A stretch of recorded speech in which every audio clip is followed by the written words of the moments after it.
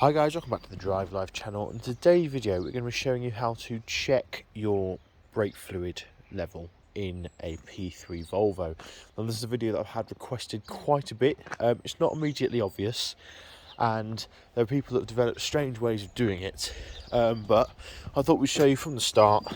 So what you need to do, come and open your bonnet here, excuse the mess.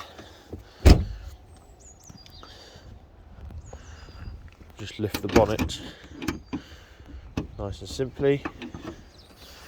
Now the brake fluid reservoir isn't immediately obvious. It's actually up here on the scuttle panel, under this panel here, and you'll see that it tells you which way to open it and which way to close it. So we're going to turn it anti-clockwise to open it, and there's essentially teeth that you've got to line up with the holes there. Now as you can see, there's no way of actually seeing a level on it. It tells you what brake fluid type you need, so that's always good, but there's no actual way of seeing the reservoir. However, if you open the cap, which can be easier said than done on cold days, I topped the brake fluid up recently, so it shouldn't be too stuck on. Okay then, so after a couple of minutes of struggling, what you need to do is remove this cap here, and you will see inside there is a maximum, and I'm not sure if you guys can see it, but there's also a minimum. So you can quite easily see where your brake fluid is. So mine's about half full, I'm not too worried about that. If it's up to this bit here, that's the maximum. You don't want to go any higher than that, otherwise you'll have brake pressure issues. And as you can see, if it's below the minimum mark there, then you've got issues. There is also, you might be able to see it here, it says max here, and that's for different models essentially. They use this brake fluid reservoir on all the cars from this generation of cars, so P1s, etc.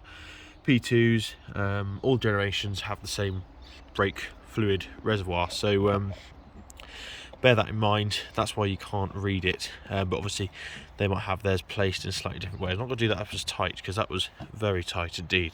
So yeah, nice and simple. As you can see, I've managed to snap one of my bits off, but yeah, if we just put this back on, turn it, and now that's locked on, and that's a nice steady, quick and easy check that you can do on your Volvo. Now I don't know why Volvo have made it not obvious, or as not obvious as that. As you can see, it's fairly well hidden, as is the battery, to be fair, but yeah, nice easy job.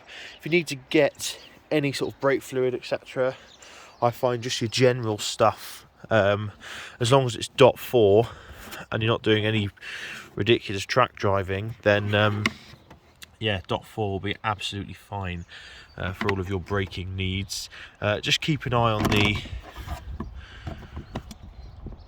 on the level. If you find your brakes are getting a bit spongy, or they require a lot of travel to brake hard, it might be that your fluid's low, and as brake pads wear, the fluid level will drop, so you might need to top it up in between brake pad changes as well.